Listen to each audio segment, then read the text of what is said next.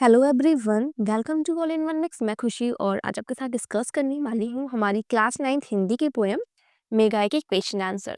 So friend, हमारा first question है, बादलों के आने पर प्रकृति में जिन गतिशील क्रियाओं को कवि ने चित्रित किया है उन्हें लिखिए।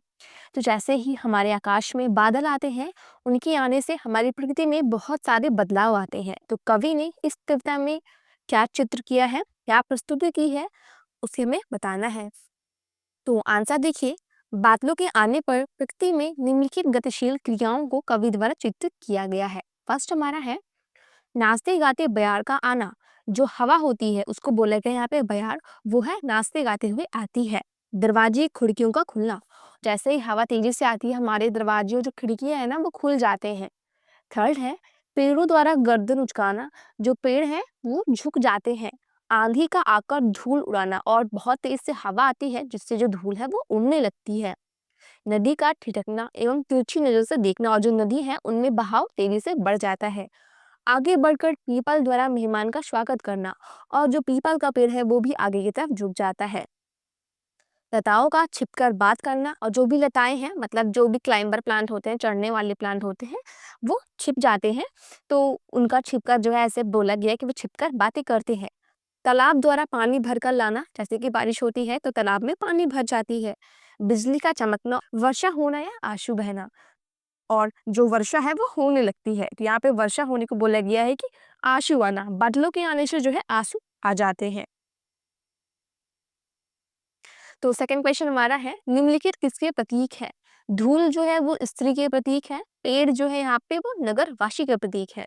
नदी जो है वो भी स्त्री के प्रतीक है। जो लता है मेघ की प्रतीक्षा, मतलब जो नायिका है उनके प्रतीक है, मतलब जो मेघ है उनकी वाइफ, ठीक है, उनकी पत्नी। और ताल मतलब होता है घर के सदस्य, जो घर के सदस्य है वो ताल के प्रतीक है। तो थर्ड क्वेश्चन है, लता ने बादल रूपी मेहमान को किस तरह देखा और क्यों। जो लता है उसने जो मेहमान आ रहे हैं बादल के रूप में, ठीक है, उन्हें वो किस तरह देखती है और क्यों देखती है। तो आंसर देखिए, लता ने बादल रूपी मेहमान को किवाड़ की ओट से देखा, क्योंकि वह बादल को देखने के लिए बहुत ही व्याकुल थी। यहाँ पे जो लता है वो बादल रूपी मेहमान को जो है किवाड़ मतलब जो दरवाजे होते हैं उनकी ओट, ओट मतलब होता है छिद्र, ठीक है, छोटे से छिद्र से देखा, क्योंकि वो बादल को देखने के लिए बहुत ज्यादा व्याकुल थी। जैसे ही कोई नई नवेली दुल्हन होती है ना, जो अपने ससुराल से मायके आती है तो उसका पति उसको ले जाने आता है तो वो भी झांक झांक कर देखती है। वैसे ही यहाँ पर जो लता है वो बादल रूपी जो मेहमान है मतलब अर्थात उसके पति के समान है, उनको छिपकर देख रही है। और दूसरी तरफ वह बादलों की देरी से आने के कारण उनसे रूठी हुई है, और जो बादल है वो बहुत देरी से आ रहे हैं इसलिए वो उनसे रूठी है, गुस्सा है, नाराज है। लता ने बादल को एक सौम्य मेहमान के रूप में देखा जो जीवन और नवीनीकरण के प्रतीक है। जैसे ही किसी स्त्री के जीवन में उसे उसके पति का जो है विशेष महत्व होता है, वो उसके जीवन के नवीनीकरण के प्रतीक होते हैं, वैसे ही जो बादल है वो एक सौम्य मेहमान है और उसकी लता के जीवन के वो नवीनीकरण के प्रतीक है। बादल के आने से हवा बहने लगती है, वर्षा होने लगती है, हर जगह हरियाली छा जाती है, ठीक है। फोर्थ क्वेश्चन हमारा है, भाव स्पष्ट कीजिए। क्षमा करो गांठ खुल गई अब भरम की। तो हमें इसके भाव स्पष्ट करना है। तो यहाँ पर हमारी जो इसका भाव है, तो यहाँ पे नायिका को यह भ्रम था कि उसकी प्रिय अर्थात जो मेघ है मतलब जो बादल है वो नहीं आएंगे, परंतु जो बादल रूपी नायक के आने से उसकी सारी शंकाएं मिट जाती है और वह क्षमा याचना करने लगती है। क्षमा करो गांठ खुल गई है भरम की, मतलब जो लता है उसको ये भ्रम था कि जो बादल है वो नहीं आएंगे, लेकिन जो बादल है वो आ जाते हैं मेहमान के रूप में, तो उसकी जितनी भी शंकाएं हैं वो सब शंकाएं मिट जाती हैं। नेक्स्ट है हमारा, बाकी चितवन उठा नदी ठिठकी घूंघट छड़की। देखो यहाँ पे हमारा नदी ठिठकी मतलब होता है नदी जो है वो हंसने लगती है, घूंघट छड़के मतलब जो है जो घूंघट है ना वो उठ जाता है। तो यहाँ पे अर्थ देखिए इसका भाव, मेघ के आने का प्रभाव सभी पर पड़ा। जैसे ही बादल आए मेघ आए सब पे उनका प्रभाव पड़ गया है। नदी ठिठक कर जब ऊपर देखने की चेष्टा करती है, नदी भी हंसने लगती है, उसमें तेजी से बहाव आने लगता है और वो ऊपर देखने का प्रयत्न करती है, तो उसका घूंघट सरक जाता है और वह तिरछी नजर से आए हुए आगंतुक को देखने लगती है, और वो अपने घूंघट को उठाकर तिरछी नजरों से जो मेहमान आ रहे हैं मेघ रूपी बादलों को देखने लगती है। फिर क्वेश्चन नंबर 5 हमारा है, मेघ रूपी मेहमान के आने से वातावरण में क्या परिवर्तन हुए हैं। जो यहाँ पे मेघ रूपी मेहमान आ रहे हैं, उनके आने से हमारे वातावरण में अनेक बदलाव हुए हैं। तो क्या है? तो पहला देखिए यहाँ पे मेघ के आगमन से दरवाजे खिड़कियां खुलने लगी। जैसे ही मेघ आए, तेजी से हवा बही और दरवाजे खिड़कियां जो है वो खुलने लगी हैं। आंधी आई जिससे धूल जो है उड़ने लगे हैं, जिससे और जो पेड़ हैं वो अपना संतुलन खो बैठे हैं और आगे की तरफ झुकने लगे हैं उनका स्वागत करने के लिए। क्वेश्चन नंबर 6 देखिए हमारा, मेघों के लिए बन ठन के शवर के आने की बात क्यों कही गई है? तो यहाँ पर बोला गया है कि जो मेघ है वो बन ठन कर शवर कर आते हैं। तो यहाँ पर वो बात ऐसी क्यों कही गई है? तो आंसर देखिए, कवि ने मेघों में सजीवता लाने के लिए बन ठन की बात की है। जब हम किसी के घर बहुत दिनों के बाद जाते हैं तो बन सवर कर जाते हैं। ठीक उसी प्रकार मेघ भी बहुत दिनों बाद आए हैं क्योंकि उन्हें बनने संवरने में देरी हो गई है। जैसे कि यहाँ पे जो मेघ है वो जो जमाई होते हैं किसी के घर के, मतलब जो किसी की शादी हो जाती है घर में, तो आपकी बहन के जो पति होंगे वो जमाई हो जाते हैं, ठीक है। तो वैसे ही जो मेघ है ना वो अपने ससुराल जा रहा है अपनी वाइफ को, लता को लेने के लिए।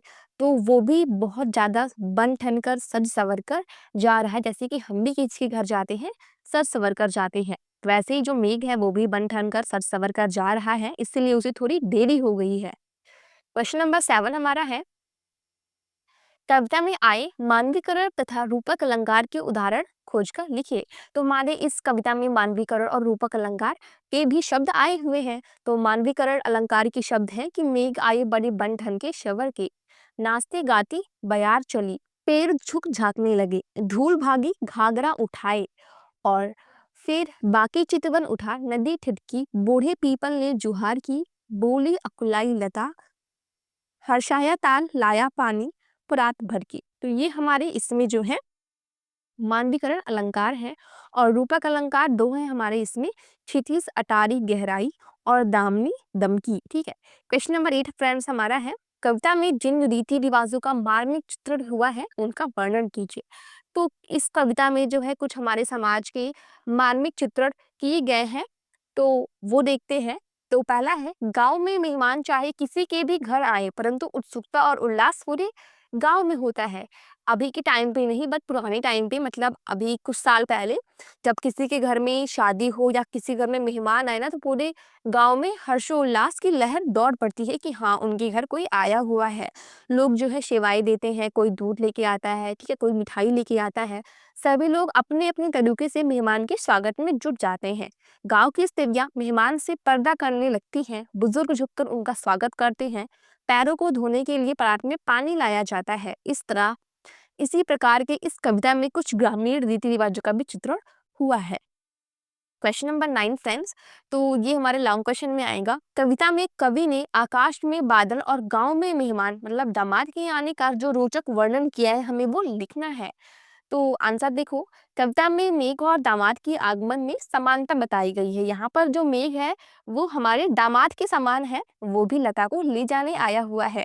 जब गांव में मेघ आते हैं तो लोग सारी खुशियां मनाते हैं। जब गांव में दामाद जी आते हैं तो लोग जो है खुशी से झूम उठते हैं, अपनी अपनी खिड़की और दरवाजे मेघों के दर्शन के लिए खोल देते हैं, खुलकर झांकने लगते हैं। प्रकृति के सारे अंग भी जैसे उनके स्वागत के लिए तैयार बैठे हों, जैसे आंधी का उठना, धूल का आना, घाघरा उठाकर भागना, नदी का बाकी नजर से देखना, ठीक है। और ठीक उसी प्रकार गांव में दामाद के आने पर भी उल्लास और उमंग का माहौल छाया रहता है। स्त्रियां ओट से दामाद की तिरछी नजर से देखती हैं। गांव के बड़े बुजुर्ग पेड़ों की तरह झुककर उनका स्वागत करते हैं, उनका सम्मान करते हैं। क्वेश्चन नंबर 10 हमारा लास्ट क्वेश्चन है, काव्य सौंदर्य लिखिए। पाहुन जो आए हों गांव में शहर के, मेघ आए बड़े बंधन के शवर के। तो हमें इसका काव्य सौंदर्य लिखना है मित्रों। तो आंसर देखो, प्रस्तुत पंक्तियों में पाहुन अर्थात दामाद के रूप में प्रकृति का मानवीकरण हुआ है। कवि ने प्रस्तुत कविता में चित्रात्मक शैली का उपयोग किया है। तो इस कविता में पाहुन अर्थात जो दामाद है उनका मानवीकरण चित्रण किया गया है। इसमें मानवीकरण अलंकार भी है और इसमें कविता में जो कवि है उन्होंने चित्रात्मक शैली का भी उपयोग किया है। इसमें बादलों के सौंदर्य का मनोरम चित्रण प्रस्तुत किया गया है। कविता की भाषा सहज और सरल है और ग्रामीण भाषा जैसे पाहुन शब्द का प्रयोग किया गया है। यहाँ पर बन-ठन में बा वर्ड की आवृत्ति होने के कारण यहाँ पे जो अलंकार है वो हमारा अनुप्रास अलंकार है। सो फ्रेंड, आपको वीडियो कैसी लगी आप हमें बताइए कमेंट सेक्शन में। आपको और कौन-सी चैप्टर की वीडियो चाहिए वो भी आप हमें कमेंट सेक्शन में बता सकते हैं। तो मिलते हैं नेक्स्ट वीडियो में, टिल देन